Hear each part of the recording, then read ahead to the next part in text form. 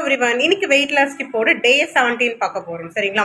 So ரொம்ப காமனான விஷயம் என்னன்னு பார்த்தீங்கன்னா, கண்டிப்பா எல்லாருக்குமே ஸ்ட்ரெஸ் இருக்கு. ஸ்ட்ரெஸ் இல்லாத மனுஷனே இப்போ இல்லைன்ற மாதிரி ஆயிடுச்சு. கரெக்டா ஒர்க் பண்ணா ஸ்ட்ரெஸ், வேலைக்கு ஏதாவது காலேஜ் போறோம் ஸ்ட்ரெஸ், படிக்கிறோம், ஸ்கூல் போறோம், எங்கனாலும் சரி. வீட்டில் இருக்கிற ஹவுஸ் ஒய்ஃபு கூட கண்டிப்பா ஸ்ட்ரெஸ். ஆக்சுவலாக வீட்டில் இருக்கவங்க தான் அதிகமாக ஸ்ட்ரெஸ்ஸே இருக்கும். கரெக்டா முக்கியமாக நம்மள மாதிரி இருக்க எல்லா லேடிஸ்க்குமே ஸ்ட்ரெஸ் இருக்கும். கரெக்டு தானே?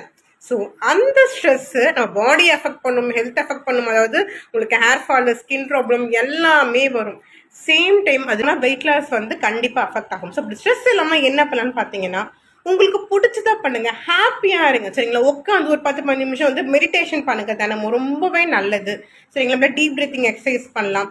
அப்படியுமே இல்லையா, உங்களுக்கு கோவில் போக பிடிக்குமா, கோவில் போயிட்டு நிம்மதியாக அழகாக ஒரு 10 நிமிஷம், கோவிலுக்கு இந்துனா கோவிலுக்கு போங்க, முஸ்லீம்னா அவங்களோட கோவில் அவங்க கோவிலுக்கு போங்க, ரிலாக்ஸாக உட்காருங்க. இல்லை வந்து எங்கேயாச்சும் பார்க்குக்கு போங்க, ஒரு வாக் போங்க, சின்ன வாக், ஒரு ரிலாக்ஸாக இருக்கிற மாதிரி சரிங்களா.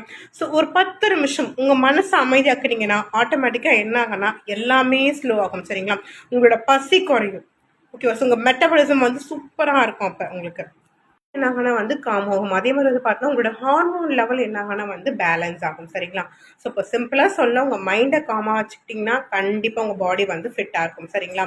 ஸோ ஃபிட்டாக இருக்க யாரெல்லாம் ரெடியோ கண்டிப்பாக என்னை ஃபாலோ பண்ணிக்கோங்க. நிறைய இன்ட்ரெஸ்டிங்கான ஐடியாஸ், நிறைய டிப்ஸ் கிடைக்கும்.